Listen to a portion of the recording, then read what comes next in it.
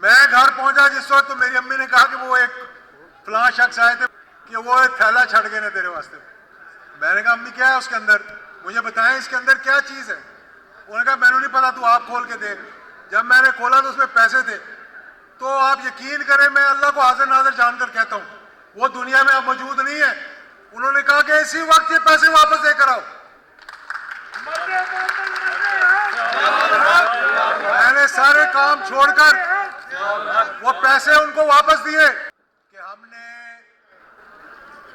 चंद दिन पहले ये प्रोग्राम बनाया था। जब तक गुजरांवाला का जलसा नहीं हुआ था तो कई लोगों ने ये समझा ये लोगों के जज्बात हैं, ये पाकिस्तानी लोगों के जज्बात हैं जो आप देख रहे हैं। ये तकरीरें किसी की फरमाइश पे नहीं हो रही, ये लोगों के अंदर की आवाज निकल रही है।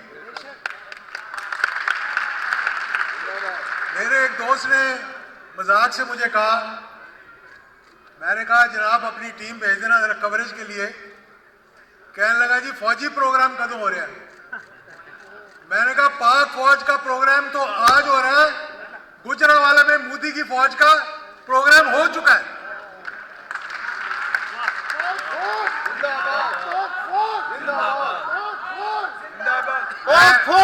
मैं ये कहना चाहता हूं, जिंदाबाद। मैं चंद एक बातें करूंगा शुक्रिया के साथ। अली असगर मंडा साहब हमारे एमपीए थे, एमएनए का इलेक्शन लड़े थे, वो भी आए हुए थे। चौधरी गफूर साहब, जावेद मुश्तबा साहब मेरे भाई हैं, इनकी भी एक डेमोक्रेटिक फ्रंट पार्टी बनाई हुई है। और बहुत से दोस्तों ने और तकरीर करनी थी, लेकिन आहिस्ता आहिस्ता मैंने देखा कि लोग थक रहे थे। तो गुजरांवाले में जो फजलुर रहमान के साथ हुई, मैं कहता वो मेरे साथ ना हो जाएगी। मैंने देखा ये सियासतदान भी इतने ढीठ होते हैं कि एक बंदा भी ना बैठा हो। ये मैंने किसी और को भी देखा था कंटेनर के ऊपर दोपहर को 1:30 बजे आगे पीछे जाते हुए और तकरीर करते हुए, जब नीचे कोई भी नहीं था। तो मैं ये कहना चाहता हूं कि बड़े दुख के साथ जो बात करूंगा वो बात करूंगा। आज तक मैंने अपनी 72 साल की पाकिस्तान की तारीख में ऐसी नाजेबा ज़बान, ऐसा नैरेटिव, ऐसी गुस्ताखी, ऐसी, मैं वो लफ्ज नहीं इस्तेमाल करना चाहता कि अपनी ही फौज के खिलाफ और 11 मरतबा नाम लेकर। मैं पूछना चाहता हूं जनाब, ये कौन लेकर आया था जनरल बाजवा को? आपने कहा जी जनरल बाजवा साहब रोटी 10 रुपए की हो गई है, इसके कसूरवार भी आप हैं। दवाई महंगी हो गई है, इसके कसूरवार भी आप हैं। मुझे क्यों निकाला, इसके कसूरवार भी आप हैं। मेरा सिर्फ एक गिला है जनरल बाजवा के साथ, और वो गिला ये है कि आपने जो कुछ भी किया वो पता नहीं सही किया या गलत किया। एक गलती आपकी जो ये कौम जो है जिस पे आपसे पूछना चाहती है कि आपने इसको क्यों निकाला और लंदन क्यों जाने दिया इसको। वो इतने बड़े दलेर हो, इतने बड़े दलेर हो, इतनी बड़ी बातें करना चाहते हो।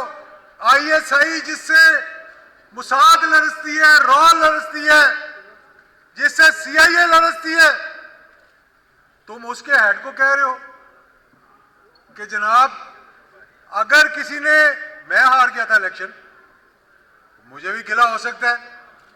मैंने तो नहीं कहा कि जनरल फैज ने मुझे हरवा दिया। भाई 10 इनके लोग जीते, पूरा भावलनगर जो डिस्ट्रिक्ट था नून लीग ने जीता।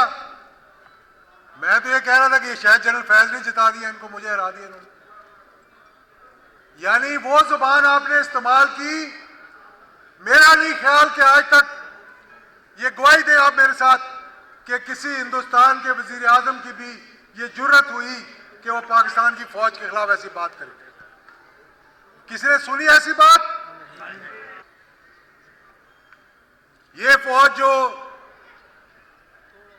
और फिर सही कहा था मेरी बहन ने कि यह बयानिया उठाना पाकिस्तान के लिए बड़ा मुश्किल है भाई। हमने बड़ी कोशिश की इस बयानिए को उठाने की, लेकिन अगर किसी ने उसको उठाया और टेक दी तो वो जनाब हिंदुस्तान के वजीर आजम मोदी ने दी, जो आज कश्मीर के अंदर अपने हमारे हुक्मरानों की बात सुनकर जो दहशतगर्दी, रियासत दहशतगर्दी कर रहा है वहां पर, उसको और भी बढ़ा दिया उसने। आज वहां पर हजारों लोग, लाखों लोग, बल्कि 60 लाख लोग 1.5 साल होने को आ रहा है कि उनको मैसूर करके रखा हुआ है। हमारी माओ बहनों की इज्जत लूटी जा रही है। जनाब नवाज शरीफ साहब, जनाब मौलाना फजल रहमान साहब और मेरे ये बाकी जो 11 पार्टियां इकट्ठी हुई हैं, अल्लाह ताला इनको हिदायत दे। क्या आप देख नहीं रहे कि कश्मीर के अंदर निहत्ते मुसलमानों के साथ क्या हो रहा है? उनके घर जलाए जा रहे हैं, उनकी इज्जतें लूटी जा रही है, और आप अफवाज पाकिस्तान के खिलाफ बातें कर रहे हैं। मैंने कहा उस वक्त क्यों नहीं पूछा आपने, जब जनरल दुरानी ने ब्रीफ केस लेकर आए थे और पैसे बांटे गए, तो मैं इस बात का गवाह हूं कि सबसे पहले अगर किसी ने फबे ये हाल है कहा कि और पैसे पकड़े, वो हमारे जनाब मियां नवाज शरीफ साहब। 5 लाख रुपए मेरे घर भी छोड़ कर गए। वो 5 लाख रुपए छोड़ कर गए। मेरी वालदा जिंदा थी। मैं आपको ये बात भी आज बता दूं कि कितने लोग थे, सुप्रीम कोर्ट की लिस्ट मौजूद है, जिन्होंने पैसे पकड़े 90 का इलेक्शन लड़ने के लिए।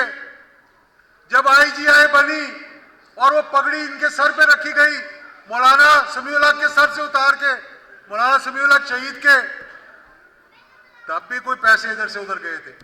उस वक्त तो आप ब्रीफकेस पकड़ के दे रहे थे मौलाना साहब।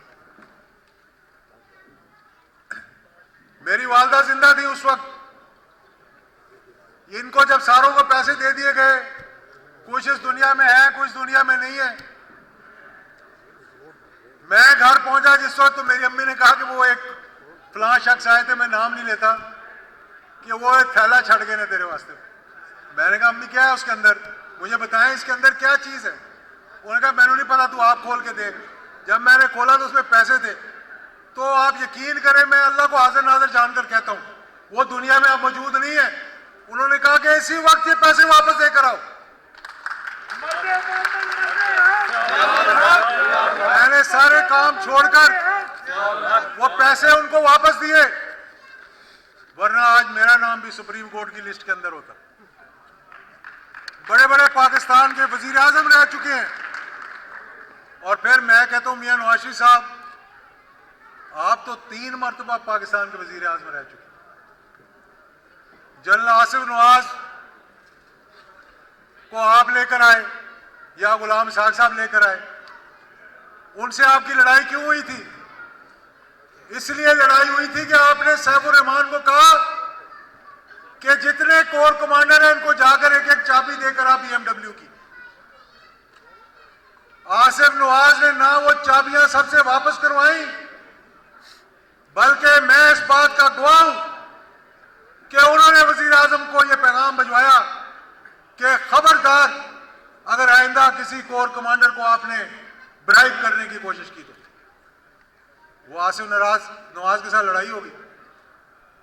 इतनी लड़ाई हो गई कि फौज के चीफ ऑफ आर्मी स्टाफ ने कहा कि ये मेरे टेलीफोन IB से टेप करवा रहे।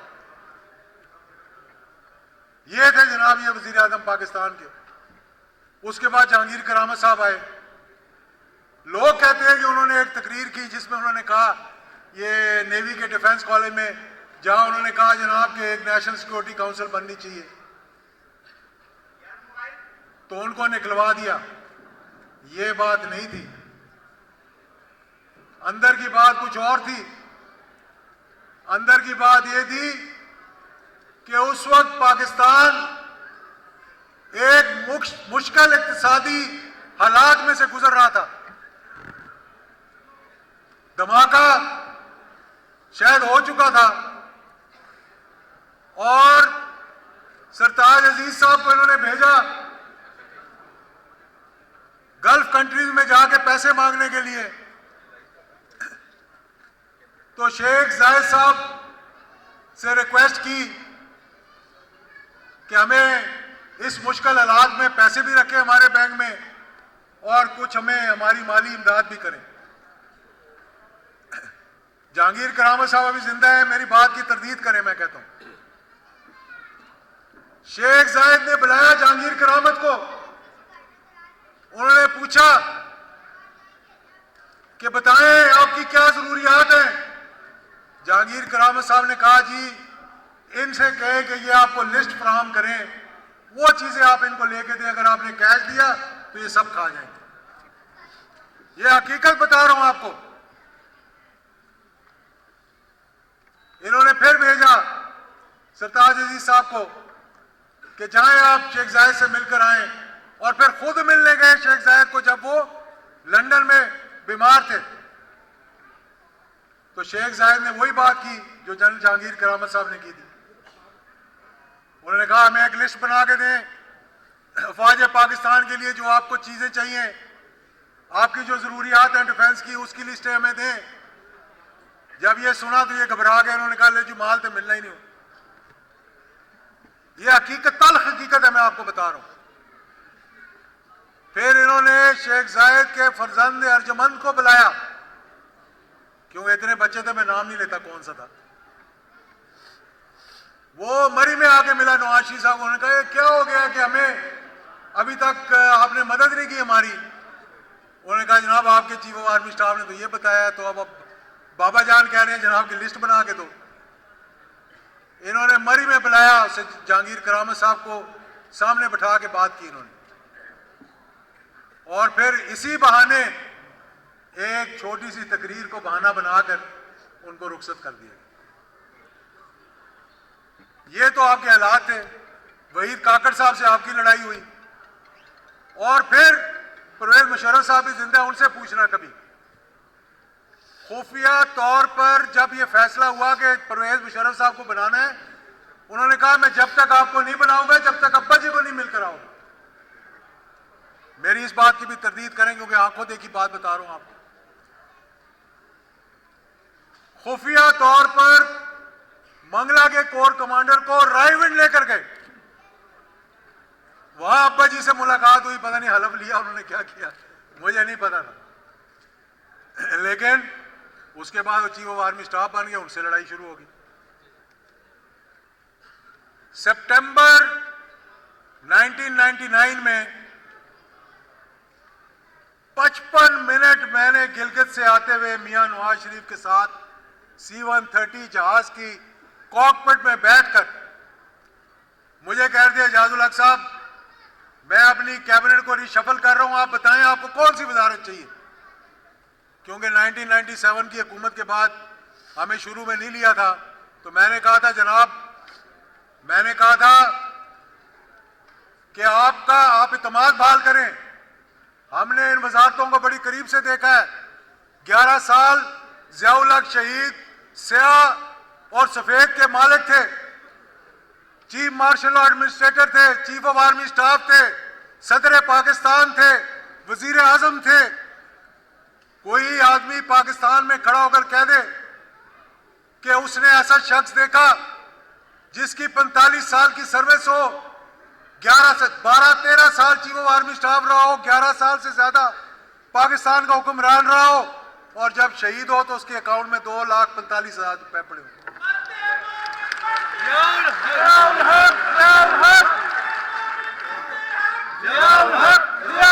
मुझे कह रहे थे वो अगर हमने लालच करनी होती तो फाउंड्रियां हमारी लगी होती, मिलें हमारी लगी होती, बैंकों से कर्जे लेकर हमने माफ करवाए होते। तुम लोगों को तो शर्म भी नहीं आई। 250 करोड़ रुपए एक ने माफ करवाए। शौकत अजीज ने लिस्ट मंगवाई स्टेट बैंक से, अगर मैं वो नाम आपको ले दूं तो आप हैरान रह जाएंगे कि कौन कौन सा बड़ा जुगादर यहां बना हुआ है आजकल जिसने कर्जे माफ करवाए। मैं साफी बरादरी से कहूंगा चेक करवाओ इस चीज को। ये बनते हैं, पाठ साहब बनते हैं। फिर हर चीज कह जी ये DGISI ने ये कर दिया, जनरल बाजवा ने ये कर दिया। तो भाई ये बताओ कि मनी ट्रेल किधर है, पैसा किधर है तुम्हारा? ये तो बड़ा लिहाज किया कि तुम्हें बाहर जाने दिया, और इनकी हालत ये है। लालची लोगों को देखें आप, अल्लाह ताला इनको हिदायत दे। भाई अंदर पड़ा हुआ है, बेटी ने तकरीर की, चचा का नाम एक दफा नहीं लिया।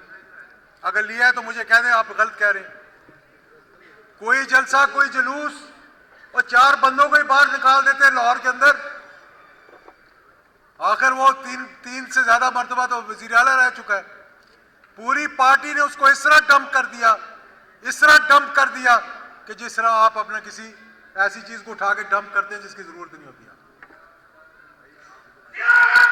ये कैसी पार्टी है? ये कैसी पार्टी है, आप मुझे बताएं।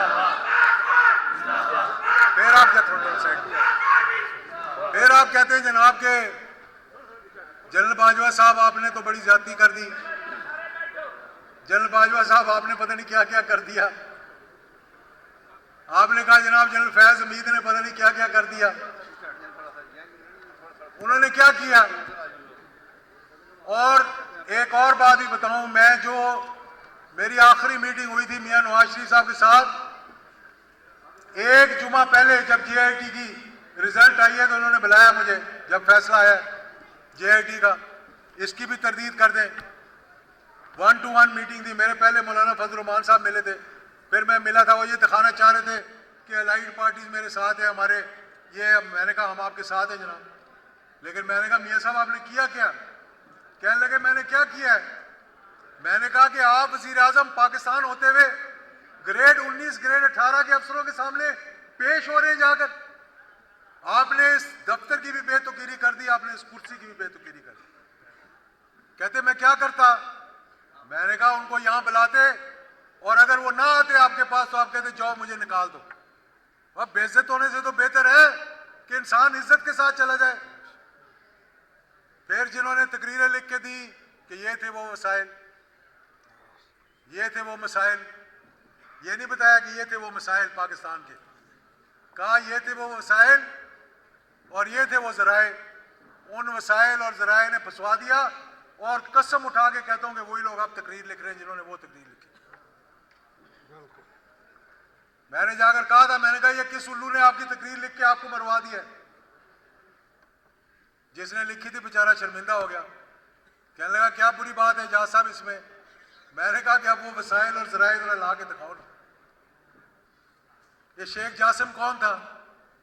मैं इसको 1983 से जानता हूं, जब अंडर सेक्रेटरी था इंटीरियर का। ये सैफुर रहमान साहब का पार्टनर है वहां पर। मोहतरम सैफुर रहमान साहब का पार्टनर है। 1983 में जब मैं पहली दफा कतर गया तो इसने मेरा खाना किया था, बाद में वजीर खारजा बन गया। ये पहला शख्स था जो मियां नवाज शरीफ को जेल के अंदर मिलने के लिए आया था एज कतर के फॉरेन मिनिस्टर के। फिर आपको अल्लाह ताला ने मक्के और मदीने भेज दिया, वहां से थोड़ी बात सीख कर आए थे आप। फिर आप आए, आपको अल्लाह ताला ने वजीर आजम बना दिया। वो तो अगर मोहतरमा बेनजीर ना आती तो आपने कभी भी वापस नहीं आना था।